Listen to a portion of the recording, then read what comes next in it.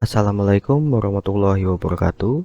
Perkenalkan, saya Juan Dito Rajendara Rohatnolo, salah satu asisten praktikum untuk praktikum dasar pemrograman. Di video ini saya akan memberikan tutorial untuk penginstalan software yang nantinya akan dipakai di praktikum dasar pemrograman seperti Visual Studio Code dan juga Draw.io. Oke, untuk yang pertama, silakan teman-teman bisa mendownload softwarenya melalui Google Drive yang sudah disiapkan. Linknya seperti ini, dan juga bisa cek di kolom deskripsi nanti ya, karena nanti saya akan inputkan atau masukkan linknya ini di bagian deskripsi video. Oke, kita buka dulu linknya. Ya, nanti akan terbuka ya. Di sini ada folder software praktikum. Nah, nanti software apa yang kita pakai? Software yang kita pakai itu ada Draw.io dan juga Visual Studio Code. Nah, di Draw.io dibuka dulu untuk foldernya. Silahkan teman-teman nanti mendownload yang ini, Draw.io yang versi 20.3 ya. Nah, bisa di-download. Selanjutnya teman-teman juga mendownload ini, ada di folder Visual Studio Code, dibuka, dan ini ada file zip-nya Visual Studio Code. Oke, nah nanti setelah sudah di-download akan seperti ini ya. Di folder kita ada dua file. Nah, lalu yang pertama teman-teman akan menginstal yang di bagian Visual Studio Code dulu saja. Karena ini masih berbentuk zip, maka kita akan mengcracknya terlebih dahulu, atau di ekstrak ya bahasanya, ekstrak here.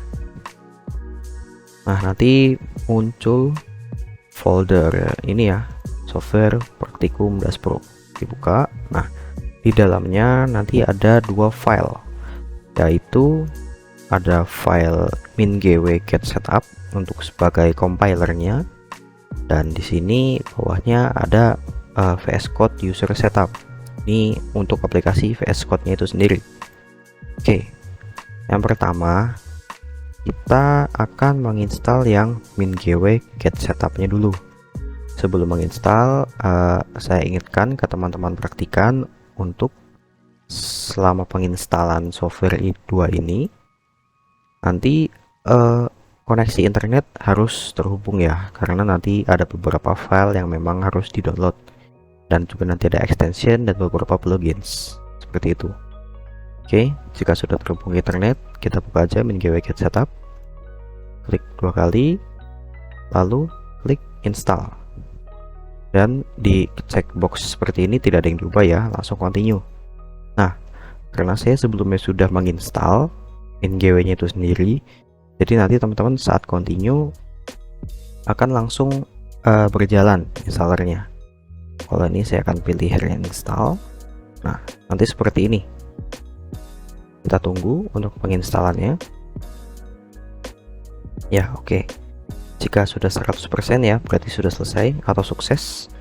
Lalu kita klik continue. Nah, lalu akan terbuka jendela dari min.gw installation manager.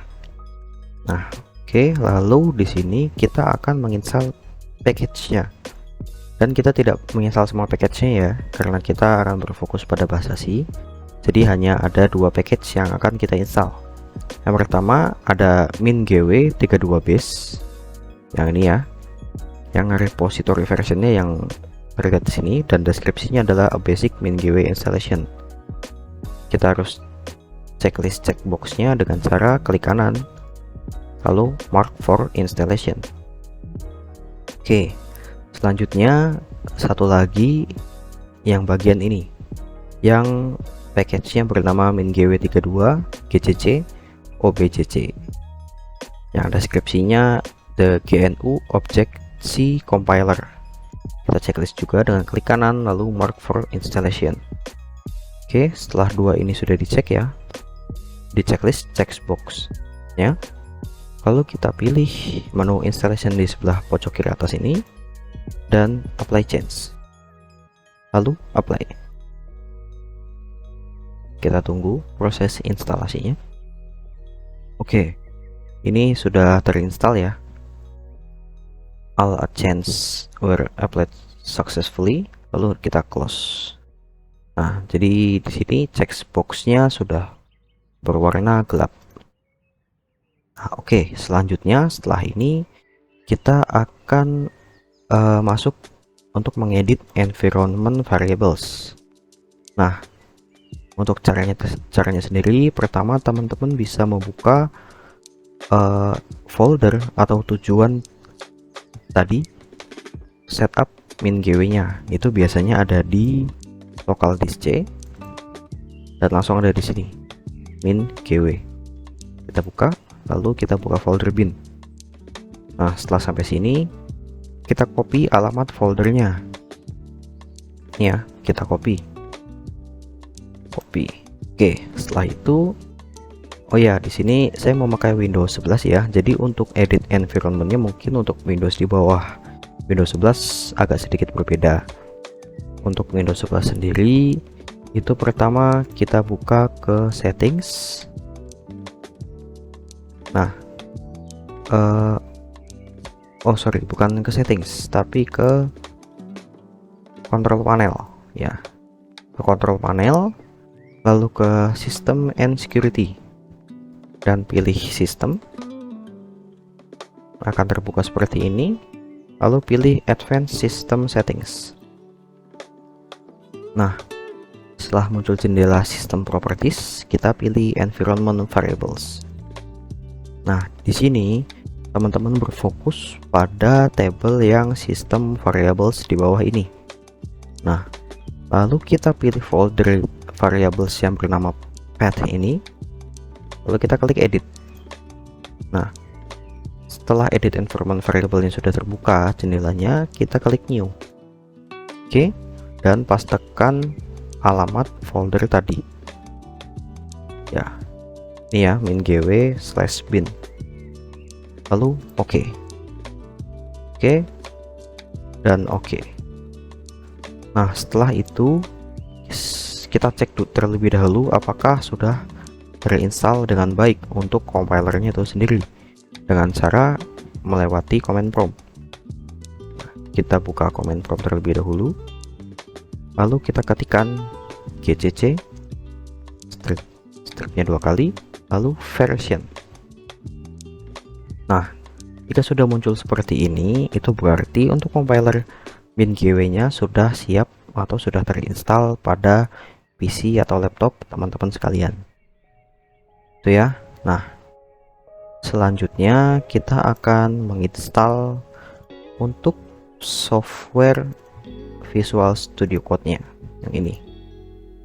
Langsung saja klik 2 kali, lalu accept the agreement, next, dan next. Jangan lupa create a desktop icon sekalian, next, dan install. Kita tunggu terlebih dahulu.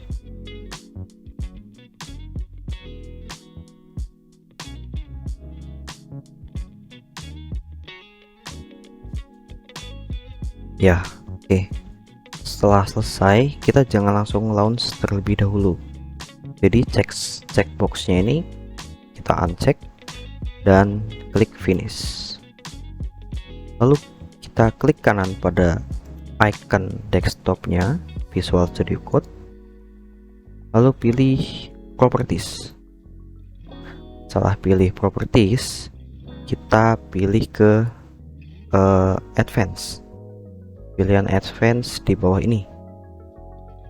Nah, lalu kita centang untuk run as administrator, lalu oke, apply, dan oke.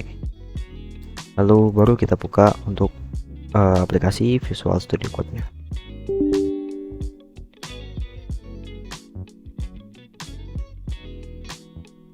Nah, ini tampilan awal untuk aplikasi dari Visual Studio Code-nya.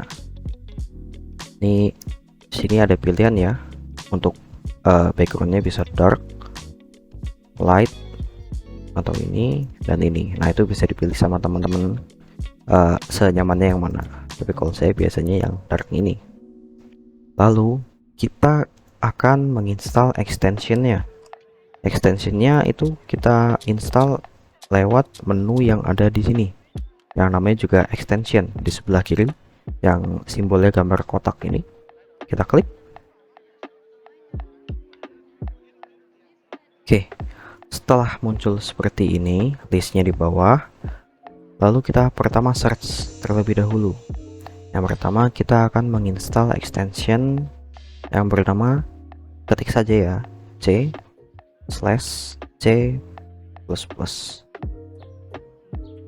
Nah, ini yang paling atas, dan sebelum itu dipastikan dulu ya dari logo dan juga developernya itu dari Microsoft ini. Lalu kita klik install. Installing, kita tunggu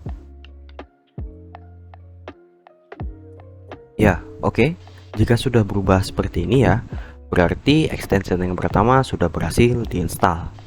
Lalu selanjutnya kita akan menginstal extension yang kedua yang bernama, ketikkan saja lagi di sini ya, Code Runner.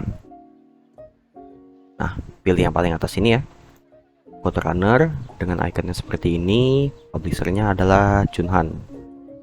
Install. Oke, jika sudah berhasil seperti ini, kita perlu untuk mereload aplikasi Visual Studio Code. Dengan cara kita akan menutup aplikasi ini, di close saja, refresh, lalu kita buka lagi.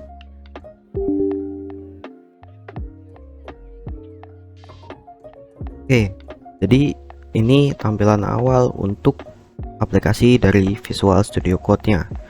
Tadi kita sudah menginstal 2 extension ya. Selanjutnya kita akan mengkonfigurasi beberapa pengaturan atau settings yang ada di aplikasi Visual Studio Code ini. Yang pertama, kita pilih file yang ada di pojok kiri atas ini ya. Klik file, lalu pilih preferences dan klik settings. Nah, di search settings, teman-teman bisa ketikkan run in terminal. Lalu pada bagian sini kita bisa scroll ke bawah